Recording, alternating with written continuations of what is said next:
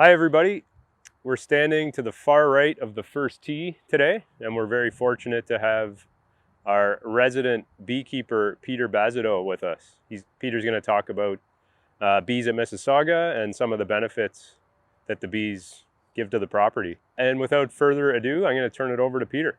Okay, so I'm Peter, the beekeeper or apiarist for the Mississaugua Golf and Country Club, and also doing it for some of the other golf courses and some of the private clients. Now, we have had our honeybees here for a number of years now, very successfully. We finally found a beautiful spot to put the hives, and just wanted to give you a little bit of an idea of how a hive functions for people that are not familiar with a honeybee colony. Honeybees only have one queen in the hive, and she basically controls the entire hive through releasing pheromones and communicating with the other bees. In the summer, we have about upwards of 80,000 bees in a hive. So we have the queen, we have some drones, which are the only male bees, only a couple of hundred of them in every hive. And we have worker bees, mostly that are foraging, that are going out as soon as the sun rises. These little guys are sun worshippers. They only start to work when the sun hits the hive. Before that, you will hardly see any bee coming out. So that is why we have them situated in a sunny spot. We get that morning sun, and then they work till late afternoon, early evening, depending on the weather. They do not fly out in the rain. So we have a couple of male drones, they're called, in the hive. They're only there to fertilize a virgin queen, meaning that if anything happens in the hive and the queen gets sick or she doesn't perform well anymore, then the hive makes the decision to get a new queen, and that new queen would have to go on a mating flight followed by these drones, and there will be one lucky drone who will fertilize that queen. We're lucky, to do that, but on the other hand, that drone will also die in the process.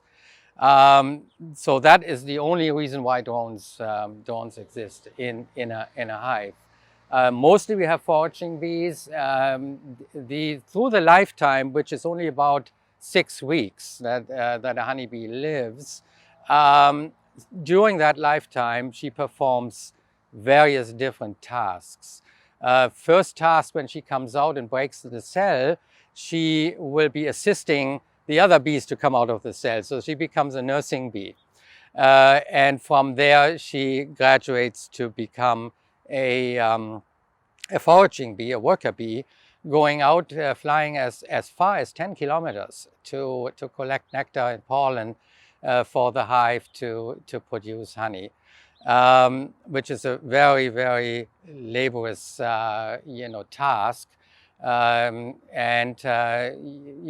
why they only live 6 weeks. They could live up to 3 years if they hadn't have to work this hard. And basically, at the end, their little wings get porous and they can't fly any longer, and that's when they die. So at the end of their lifetime, they become what's called guard bees. They will be sitting right on the bottom of the hive and making sure that no predators get in or other bees from other hives. We have our hives about 4 feet apart, and you will hardly ever see them crisscrossing into another hive. They don't accept bees from another hive because they will carry a different pheromone from another queen, and they will not be accepted in the hive. With one little exception: if they come in with a bag of pollen, they will be gladly accepted in the hive, and they let them deposit the pollen and let that bee fly out unharmed.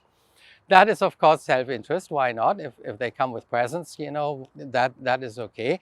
But if they were just going to fly in to feed themselves, anything like that, they will be kicked out. The same thing at the end of the year. In about late October, early November, the drones will all be kicked out of the hive. The bees will kick them out. They will not let them back in, and they will basically die. That's nature. That's how they control their ecosystem within the hive to get their numbers down to about 15,000 or less over the winter time, where they stay in the hive and actually control the hive temperature to about 26 degrees Celsius all winter long. You have to imagine there's sometimes wind chills of -20, -30. And you can, what I do in the winter to check up on my hives is to stick a little thermometer in and get the temperature reading, and you'll read 26 degrees in the middle of the winter. That is to keep the queen warm, because the queen still lays a few eggs over winter to produce what's called winter bees, and anticipating the coming spring. She lays about 1,500 to 2,000 eggs every single day to keep the hive up to maximum strength and keep the hive healthy. The queen lives about upwards of 3 years. Recently, in recent years, we have seen that they don't last as long because of climate change and weather-related issues, that they are not,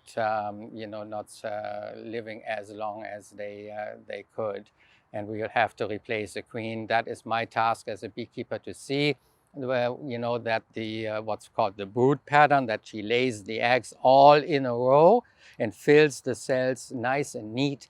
And if that isn't happening, then I have to make the decision as a beekeeper to take that queen out and what we call requeen the hive, put another queen in.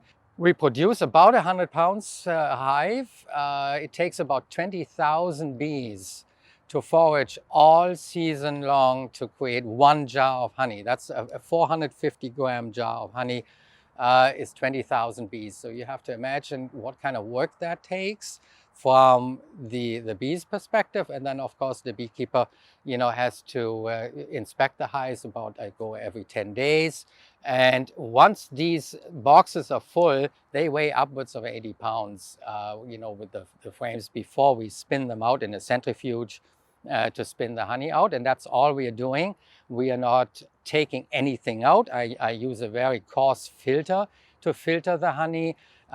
Just to take little bee parts out or ants, or little pieces of wax that are getting stuck in the frame. You want to filter that out, but you want to leave some of the pollen in, and you want to keep the honey as clean as possible, like really just the product coming out of the hive.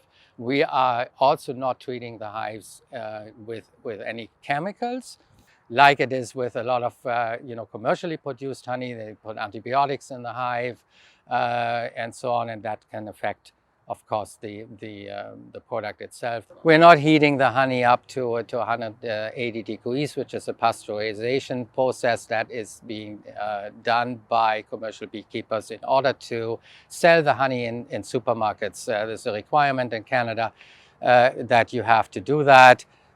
So the honey stays beautiful, runny all the time, which is not natural. Your honey should solidify within 6 weeks of having it in your cupboard, and you can, get that honey beautiful, nice and flowing again by just putting it very gently, heating it up in a little bit of hot water for about 20 minutes, and already liquefies at 26 degrees Celsius. So you always have beautiful honey, and it's the healthiest you can have. It's honey coming right where you are in your backyard. That's the healthiest honey to to consume, and ward you against allergies and so many medicinal properties in honey that I could talk for hours.